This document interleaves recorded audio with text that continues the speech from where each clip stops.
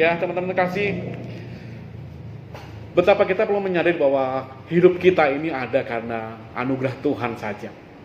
Kenapa? Ada banyak orang lupa bahwa hidup ini sesungguhnya adalah kepunyaan Tuhan, miliknya Tuhan. Kalau Tuhan anugerahkan buat kita hari ini, kita bisa menjalaninya semata-mata karena anugerahnya saja buat kita semuanya. Saya ingin sampaikan sesuatu yang mungkin bisa mengingatkan kita kembali betapa sesungguhnya engkau dan saya berharga di mata Tuhan. Judul khotbah saya adalah dosanya yang besar telah diampuni. Siapa yang merasakan bahwa sesungguhnya dosamu kelewat besar, tetapi Tuhan mengampuni kita semuanya. Tuhan menguduskan kita kembali. Tuhan menyelamatkan kita semuanya. Izinkan saya untuk share screen buat teman-teman semuanya yang di rumah, yang di gereja juga bisa melihat. Ada di layar depan sini, saya akan berikan di PPT saya. Teman-teman apakah sudah melihatnya? Ya, puji nama Tuhan, ya. Perhatikan slide ini baik-baik. Teman-teman mungkin bisa melihat sebuah gambar yang menarik hari ini ketika ada sebuah kesempatan, sebuah peristiwa Yesus diundang ke rumah seorang Farisi yang bernama Simon. Ya, teman-teman sambil di rumah perhatikan layar ini baik-baik. Perhatikan setiap ekspresi dari gambar ini, teman-teman. Apa yang teman-teman tangkap di sini?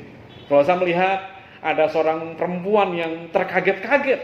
Tiba-tiba ada orang asing, perempuan asing yang mencurigakan yang mereka nggak kenal atau mungkin sudah terkenal dengan reputasinya yang mungkin kurang baik. Lalu ada bapak-bapak, orang-orang Farisi dan tamu-tamu undangan yang luar biasa yang hadir di sana melihat mungkin dengan mata sinis, dengan terperangah, dengan keheranan juga melihat seorang perempuan tiba-tiba tersungkur di kaki Yesus. Dia datang dari belakang dan tiba-tiba menangis terseduh-seduh di kaki Tuhan. Sambil terus menciumi kaki Tuhan, air matanya menetes di kakinya dan diusap pula dengan rambutnya. Ya teman-teman, ini sebuah peristiwa yang mungkin janggal terjadi pada waktu itu. Tetapi saya mau berkhotbah secara kontekstual, saya nggak akan lari kemana-mana. Saya akan tetap di pasal ini, di perikop ini bersama-sama tentang sebuah peristiwa yang diangkat sama penulis dalam kitab Lukas pasal yang ke-7.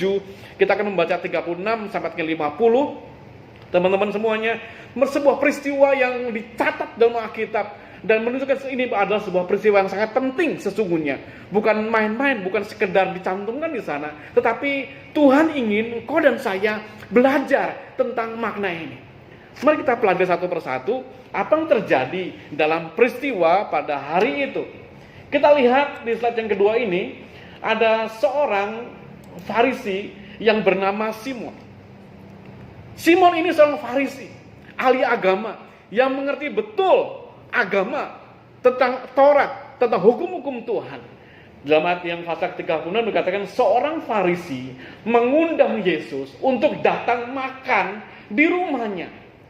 Yesus datang ke rumah orang Farisi itu lalu duduk makan.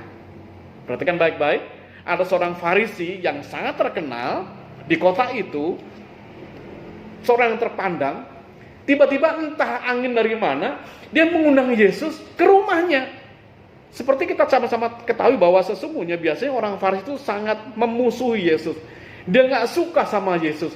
Tapi sebuah peristiwa lucu terjadi, aneh terjadi. Bagaimana Yesus diundang sama Simon, si orang Farisi untuk datang ke rumahnya untuk makan. Maksudnya apa? Motivasinya apa? Teman-teman terkasih, sesungguhnya kalau kita memperhatikan slide gambar sebelumnya di sini, mungkin ini juga bisa menjadi contoh dan cerminan bagi kita semuanya, bagaimana seringkali kita juga mengundang Tuhan. Sama seperti orang Farisi ini. Kita undang Yesus ke rumah kita, untuk datang ke rumah kita, untuk hadir dalam pertemuan yang kita lakukan. Kita membuat sebuah kebaktian dalam tanda petik dan mengundang banyak orang ke rumah kita, dan Yesus pun diundang datang ke sana. Tetapi kita lihat sesungguhnya apa yang orang Farisi ini lakukan. Dia mengundang Yesus bukan karena dia rindu untuk berjumpa dengan Tuhan secara pribadi. Dia mengundang Yesus bukan karena dia ingin mendengar ajaran-ajaran tentang Tuhan Yesus. Tetapi kalau saya boleh katakan, si orang Farisi ini, Simon ini mungkin seorang sosialita mungkin kalau zaman sekarang ya. Dia ingin mengundang orang-orang terkenal pada zaman itu, mungkin bukan cuma Yesus, mungkin tokoh-tokoh yang lain yang dianggap terkenal di kota itu, dia undang ke rumahnya untuk diperkenalkan kepada teman-temannya bahwa ini loh orang terkenal yang aku undang ke rumah. Dengar baik-baik, dia orang yang aku undang ke rumah. Mungkin cuma sekedar ingin menunjukkan bahwa dia mampu mengundang orang terkenal datang ke rumahnya.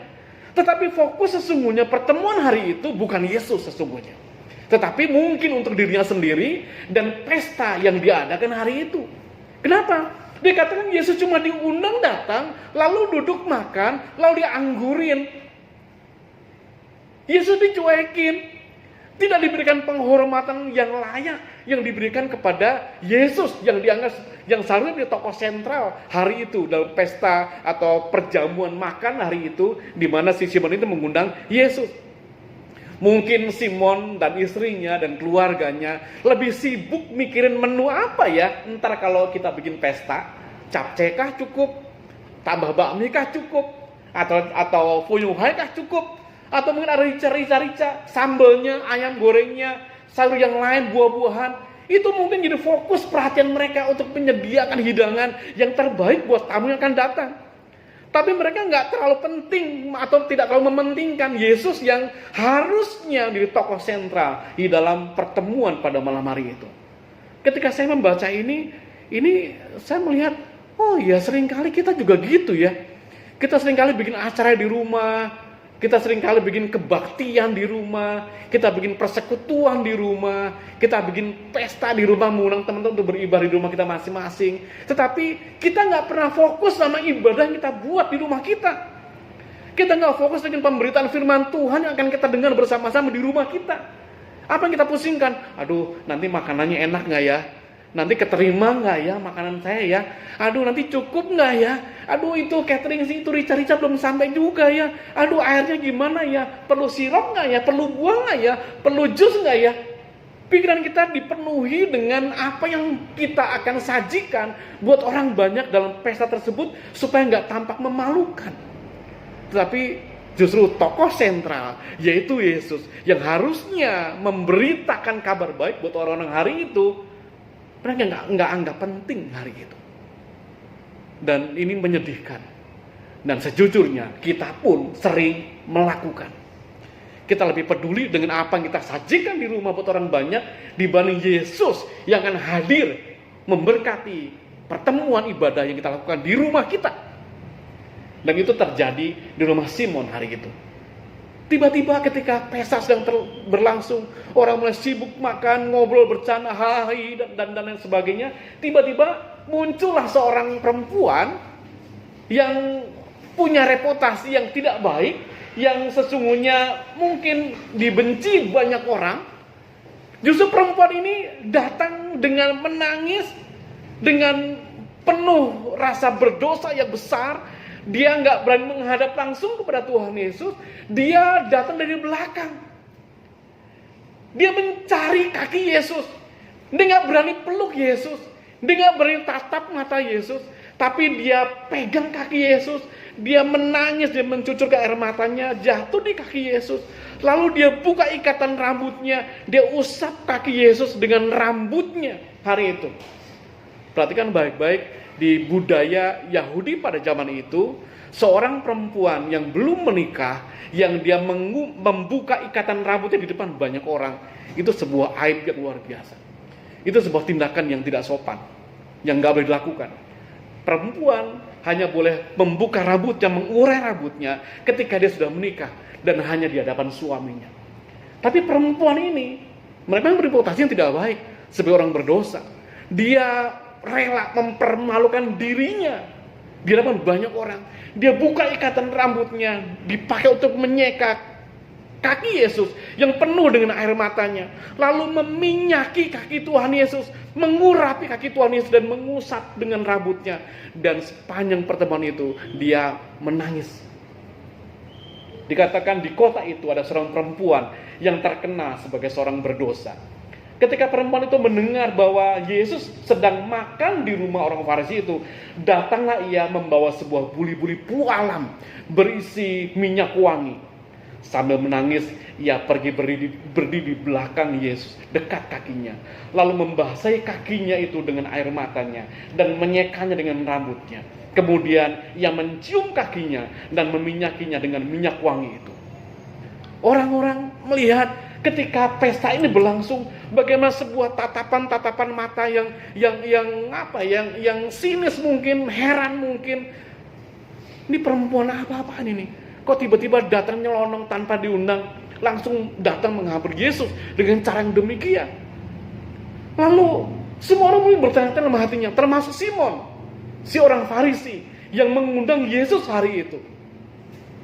Yang justru membuat yang bagi Simon, Yesus bukan tokoh sentral, padahal dia diundang. Tapi dia justru lebih menyibukkan diri dengan suasana pesta hari itu, apa yang akan dimakan dan sebagainya. Si Simon berpikir dalam hatinya, kalau dia seorang nabi, tentunya dia tahu ini perempuan macam apa yang datang untuk menyeka rambut, menyeka kakinya dan meminyakinya. Dalam hati loh, dia cuma ngomong dalam hati seperti itu. Di depan banyak orang, matanya mungkin aneh. Lihat perempuan ini, lihat Yesus, lihat banyak orang dengan penuh keheranan. Dan hatinya bertanya-tanya, masa Yesus nggak tahu perempuan macam apa ini? Dan perempuan ini memang dikenal sebagai perempuan yang berdosa. Seorang pelacur pada zamannya. Dan semua seluruh kota waktu itu mungkin tahu siapa orang ini. Teman-teman terkasih, betapa si Simon ini merendahkan perempuan ini begitu rupa. Tetapi justru lewat peristiwa ini, Yesus mengangkat sebuah pelajaran yang baik buat Simon, si orang Farisi, dan banyak orang tamu-tamu yang hadir, dan juga buat kita semuanya hari ini. Yang seringkali kita bikin acara untuk Tuhan, tapi Tuhan gak pernah jadi pokok sentral dalam acara kita. Ya Pak ya. Kita sibuk mikirin konsumsi yang kita sajikan. Enak gak ya? Basi gak ya? Cukup gak ya? Layak gak ya? Kita gak pernah mikir Yesus yang hadir, yang harusnya kita undang untuk berbicara banyak buat kita semuanya. Tuhan berkata di dalam slide berikut, saya akan bagiin buat teman-teman sebuah pembanding antara Simon dan si perempuan berdosa tadi. Waktu Simon dalam hati dia berkata, Yesus masa kok nggak tahu sih? Dia cuma dalam hati dia ngomong, masa kok nggak tahu perempuan macam apa ini? Tapi Yesus panggil Simon, sini. Yesus tahu apa ada dalam hati seorang yang bernama Simon. Yesus tahu apa ada dalam hati setiap kita masing-masing. Sekalipun kita hadir dalam pertemuan ibadah, dalam pesta yang kita buat, kita bikin kebaktian di rumah kita, Tuhan tahu isi hati kita. Apa yang kita ucapkan, apa akan kita katakan, apa yang kita fokuskan, apa yang kita utamakan dalam hati kita. Tuhan tahu. Dia panggil Simon yang berkata dalam hatinya, masa Tuhan gak tahu sih? Simon, sini, aku mau ngomong sama kamu. Mungkin Simon kaget ya. Dia tahu isi hatiku. Lalu Yesus membandingkan, lihat ya. Tuhan berkata sama Simon, hei Simon, aku masuk ke rumahmu, namun engkau tidak memberikan aku air untuk membasuh aku. Tapi lihat perempuan ini. Dia membasuhi kakiku dengan air mata dan menyekanya dengan rambutnya. Sebuah perbedaan yang kelihatan banget. Tradisi Yahudi sekali lagi saya mengatakan, kalau ada orang datang bertamu, di depan pintu rumahnya itu selalu ada bejana, diisi air. Untuk apa? Untuk cuci kaki. Kenapa untuk cuci kaki? Tahu sendiri kan, di daerah Israel tanahnya berdebu. Dan kita cuma pakai pakai sendal aja, sendal gunung. Kalau zaman sekarang kan terbuka jempolnya di mana, tumitnya di mana, kelihatan semuanya. Dan tentu pasti akan kotor, pasti akan berdebu. Makanya mereka punya tradisi, depan pintunya ada bejana berisi air. Kalau tuan rumah menghormati tamu yang diundang, biasanya dia akan suruh budaknya untuk mencuci kaki tamu yang datang. Atau bahkan si tuan rumah sendiri yang akan mencuci tamu yang akan datang. Tapi Yesus berkata, Simon, waktu aku datang, kamu gak memberikan aku air untuk membasuh kakiku. Lihat, Yesus nggak dihargai sama Simon. Dia datang aja, masuk aja. Nggak pernah memberikan budaknya untuk mencuci kaki Yesus, atau bahkan memberikan airnya untuk mencuci kaki Yesus. Yesus mau datang, silakan datang, masuk aja, nggak apa-apa. Silakan duduk aja, tanpa pernah menanyakan udah cuci kaki belum, atau dibersihin kakinya belum, enggak. Tapi Yesus berkata, perempuan ini sejak tadi dia datang ke sini, dia membasahi kakiku dengan air matanya dan mengusapnya dengan rambutnya. Sebuah perbedaan antara langit dan bumi. Perlakuan Simon yang mengundang Yesus dan si perempuan berdosa ini yang membasuh kaki Yesus. Apalagi dikatakan kepada Yesus, kepada Simon, engkau tidak mencium aku. Ciuman adalah sebuah sambutan. Sekarang kan suka terjadi ya, kita yang perempuan biasanya cipika-cipiki, yang laki-laki pun begitu. Kalau kita berteman akrab ya, keluarga dekat, salaman sampai cipika-cipiki. Tapi kalau kita laki-laki yang mungkin nggak terlalu deket banget seperti keluarga, mungkin malu melakukannya. Tapi zaman dulu budaya ini berlaku. Yang laki-laki dengan laki-laki berikan cium kudus kiri dan kanan. Tapi Simon nggak melakukannya. Dibandingin, lihat perempuan ini. Sejak aku masuk, ia tidak henti-hentinya mencium kakiku. Lihat perbedaannya. Anak Simon lakukan dan si perempuan inilah lakukan. Yang ketiga, engkau tidak meminyaki kepalaku dengan minyak. Ini bentuk penghormatan loh. Meminyaki kepala, pengurapan di atas kepala dengan minyak. Tetapi dia meminyaki kakiku dengan minyak wangi. Minyak yang mahal itu nggak diberikan di atas kepalanya, tapi di kaki Yesus diberikan si perempuan kepada Yesus hari itu. Apa maksudnya? Ini nggak ada artinya. Minyak ini nggak ada artinya. Ini minyak ini sangat mahal harganya, ditaruh dalam sebuah pualam yang katanya menurut tradisi dipakai untuk hari pernikahannya kelak. Dan ini disegel dalam sebuah batu pualam dan nggak bisa dibuka kecuali dipecahkan. Setelah dipecahkan harus habis. Makanya kita katakan dia pecahkan itu botolnya, lalu dituangkan di kakinya, bukan di kepala. Kenapa? Minyak ini walaupun mahal, buat Tuhan nggak ada harganya, nggak ada apa-apanya. Perempuan ini nggak hitung-hitungan sama Tuhan. Dia berikan apa yang dia punya kepada Tuhan. Tapi si Simon ini boro-boro kasih minyak yang mahal, air pun untuk membasuh kakinya pun tidak. Teman-teman terkasih, ini sebuah tamparan keras buat kita semuanya jemaat Tuhan. Bagaimana kita memperlakukan Tuhan? Bagaimana kita memperlakukan Tuhan? Maksudnya apa sih? Saya bikin pernyataan ini buat teman-teman semuanya. Apa yang mengobarkan cinta yang melampaui segala cinta yang lain? Apa yang mengobarkan cinta yang mengalahkan cinta yang lain, melampaui cinta yang lain? Itu apa? Rasa terima kasih yang tidak terbatas, yang perempuan ini punya, dia berikan kepada Tuhan. Sehingga apapun yang dia punya, rasanya nggak cukup untuk aku persembahkan kepada Tuhan. Apa yang aku punya nggak cukup untuk aku bisa berikan kepada Tuhan. Tapi kebanyakan kita hitung-hitungan bukan, ini milikku, nanti nggak cukup aku berikan sama Tuhan. Tapi kita lupa, Tuhan sudah memberikan segala-galanya buat engkau dan saya.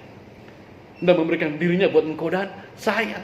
Makanya perempuan ketika datang ke rumah Tuhan, ke rumahnya Simon ini, dia nangis terseduh-seduh betapa kotornya dia, betapa najisnya dia, dan hanya Yesus yang mampu mengampuni dia. Dia datang, dia tersungkur, dia nggak banyak ngomong, dia hanya bisa menangis, meminyaki kaki Tuhan dan menyekai dengan rambutnya, dengan penuh kerendahan hati. Dia orang yang dia mengakui dia nggak ada harganya di hadapan Tuhan, tapi Tuhan mempertimbangkan iman si perempuan ini. Dibanding si Simon orang Farisi yang dia merasa dia sudah cukuplah dengan keagamaanku, cukuplah dengan apa yang aku ketahui tentang firman Tuhan, cukuplah dengan apa yang aku pelajari tentang Taurat. Aku nggak butuh lagi belas kasihan, aku nggak butuh lagi rahmat Tuhan, aku nggak butuh lagi apa kata Tuhan. Sehingga Simon tidak memperlakukan Tuhan selayaknya sebagai Allah di atas segala Allah. Memperlakukan Tuhan di atas segala Tuhan. Dia lebih memusingkan sajian pesta yang baik buat teman-teman selebritas lainnya pada zaman itu. Untuk mempertontonkan, nih aku mampu mengundang Yesus, orang yang terkenal itu, ke rumahku. Hanya itu saja. Semoga kita semuanya teman-teman terkasih, ketika engkau bikin acara di rumah, ibadah di rumah, jangan sibuk dengan apa yang kau akan sajikan. Boleh sajikan kalau memang ada, tapi jangan itu menjadi fokus utama kita. Tapi biarkan Yesus yang akan menjadi sentral perhatian kita saat kita bikin acara, saat kita berbakti. Itu yang paling penting. Yesus menunjukkan ini semuanya. Kenapa? Antara Simon dan si perempuan ini diperbandingkan sama Tuhan. Ini soal hati. Soal hati. Si Simon menganggap Yesus ya cuma orang terkenal aja, orang yang mungkin bisa bikin mujizat. Semua orang kenal tentang Tuhan Yesus, hanya sampai di batas itu saja. Tapi bagi seorang perempuan yang berdosa ini, Yesus segala-galanya. Dia mengampuni dia, dia melimpahkan berkatnya dan rahmatnya buat dia. Dan dia merasa, aku gak punya apa-apa Tuhan yang cukup tuh aku persembahkan kepada engkau. Aku cuma punya minyak dalam buah alam ini yang kelak aku akan siap untuk pernikahanku kelak, yang sangat mahal harganya. Itu pun dipecahkan. Buat dia, cinta kepada Tuhan yang dipersembahkan bukan sebuah pemborosan. Tapi ingat kisah tentang yang lain, ketika Yesus juga diurapi dengan minyak juga. Apa kata Yudas? Itu minyak seharga 300 dinar dipecahin, mendingan kan dijual buat orang miskin. Kita bisa mulai membandingkan berapa harga minyak wangi yang ditumpahkan perempuan ini. Mungkin berkisar 300 dinar, mungkin juga bisa lebih. Tapi bagi dia persembahkan apa yang dia punya, dan baginya itu bukan sebuah pemborosan. Maksudnya apa? Bagi dia Yesus lebih utama dari segala-galanya. Yesus yang paling penting dalam dirinya, sehingga yang lain udah gak penting lagi. Yesus yang paling penting, yang lain udah gak penting. Yang lain nomor 2, nomor 3, nomor 4, tapi nomor 1 Yesus. Saya akan tampilkan sebuah slide yang sudah lama. Perhatikan slide ini baik-baik. Christopher Tapeheru, anak dosen saya, dia pernah bikin sebuah quote yang sederhana dengan bahasa gaul. Apa katanya? Lu nggak bakal melakukan apa-apa buat Yesus kalau Yesus bukan siapa-siapa buat lu. Maksudnya apa sih? Kita nggak akan bisa berkorban atau lakukan sesuatu buat Tuhan kalau kita cuma anggap Yesus bukan siapa-siapa kita. Siapa lu? Kan gitu kan? Buat Lia, ibu segala-galanya nggak? Kalau tiba-tiba di tengah jalan, aduh, aku sakit nih, aku pengen pingsan di Parung nih, tolong dong, bisa bantu nggak? Udah kalabakan pasti. Dia pasti udah kebingungan. Udah mungkin telepon, Rama bantu saya, Ian, Pak Yosef tolong bantu saya nggak bisa keluar dari kantor nih. Atau mungkin dia izin langsung sama kantor, dia naik Grab mungkin langsung ke Parung, nyusul ibu yang hampir pingsan di Parung. Kenapa? Karena dia ada apa-apanya, dia segala-galanya buat Lia. Dia kan korbankan pekerjaan di kantornya lagi numpuk, aku tinggal dulu. Dia korbanin makan siangnya, hari itu mungkin ketika lagi dia makan, aku tinggal dulu untuk dia kejar ibu, untuk menolong dia, untuk melakukan sesuatu buat suami yang tercintanya. Christopher Tapeheru, dia ingin ibaratkan hal yang sama untuk kita bisa memandang Yesus seperti itu. Sekarang sebuah pukulan keras diberikan buat kita semuanya. Buat Yesus, siapa kita? Buat Yesus, siapa kita? Kalau dia bukan apa-apanya kita, yakin kita gak akan pernah melakukan sesuatu buat Tuhan. Kita akan keberatan untuk melakukan sesuatu buat Tuhan. Kita akan setengah hati untuk mengerjakan apa yang Tuhan mau. Kita akan masa bodoh dengan Tuhan. Kenapa? Dia bukan siapa-siapa gua. Ngapain gua berkorban buat dia? Mendingan ngurusin keluarga, mendingan ngurusin pekerjaan, mendingan ngurusin yang lain. Ngurusin Yesus. Siapa Yesus? Bukankah ini sebuah pukulan buat engkau dan saya? Sepertinya mata kita dicolok sama perkataan ini.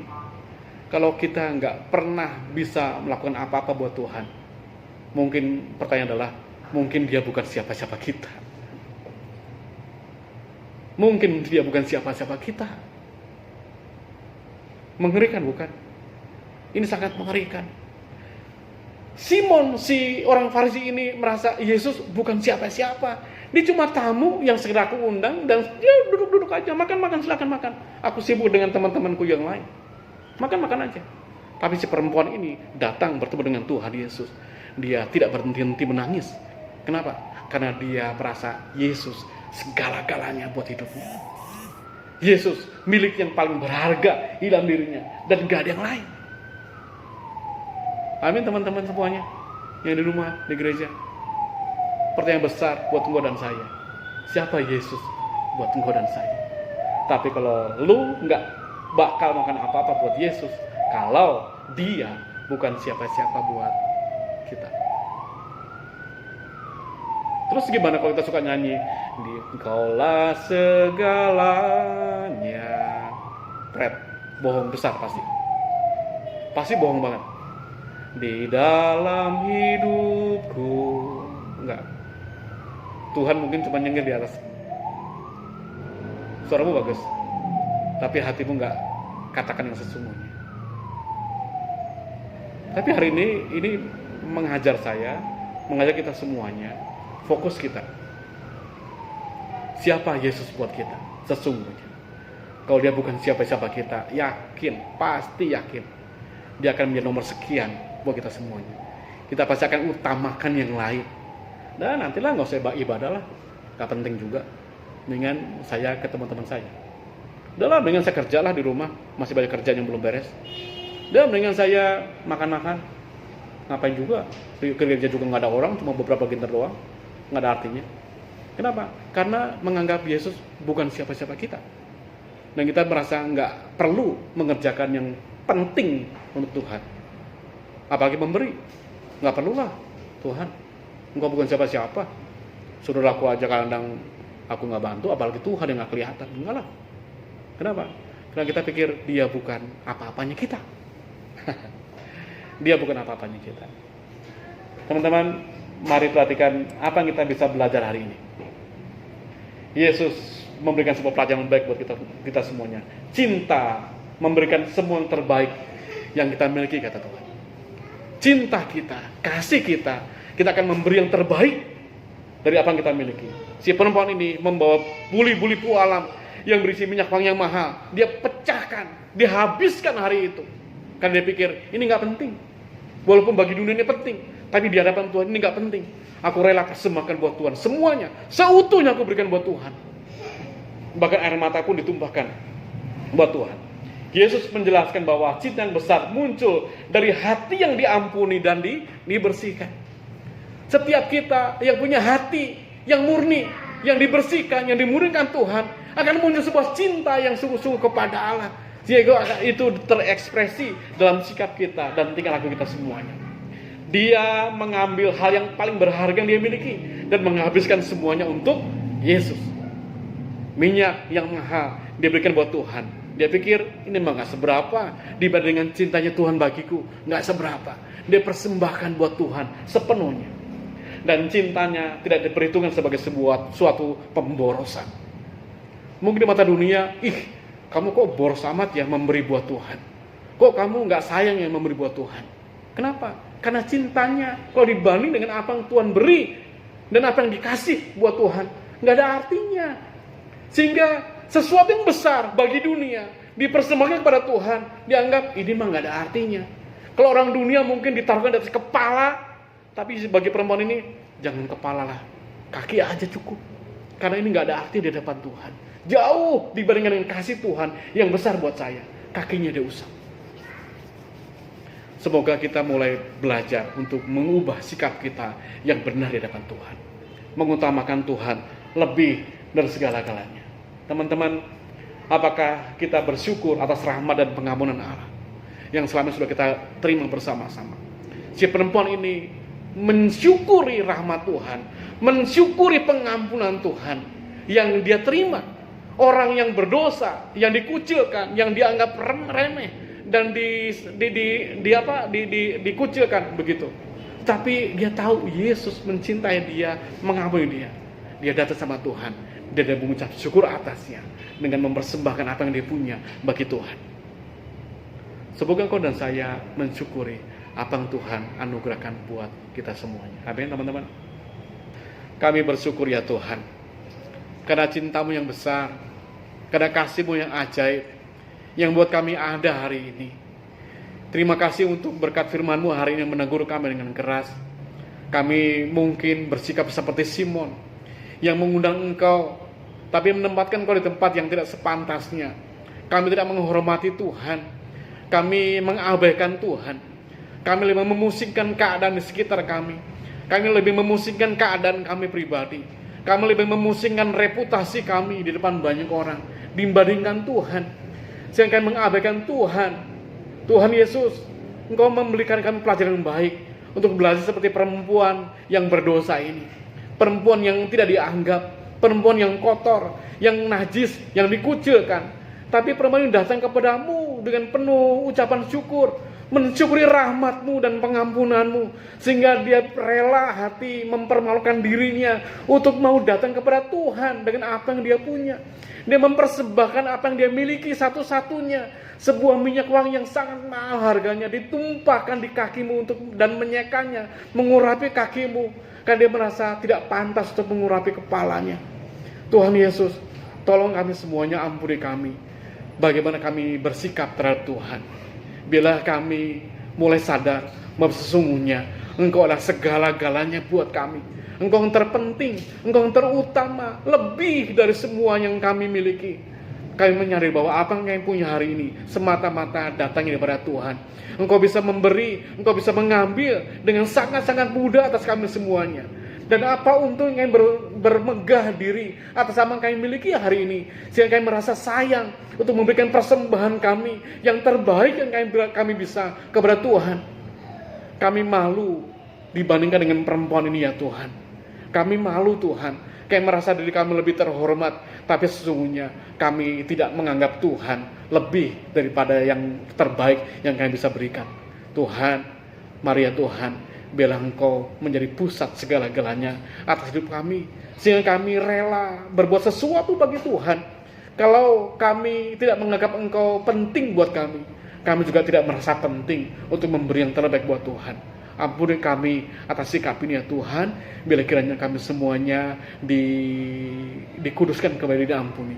Kami bertobat ya Tuhan, ampuni kami semuanya. Terima kasih Bapa di surga, bila kiranya firman Tuhan pagi ini yang sangat keras boleh kami terima dan kami cerna, dan kami bisa melakukannya dengan segenap hati kami.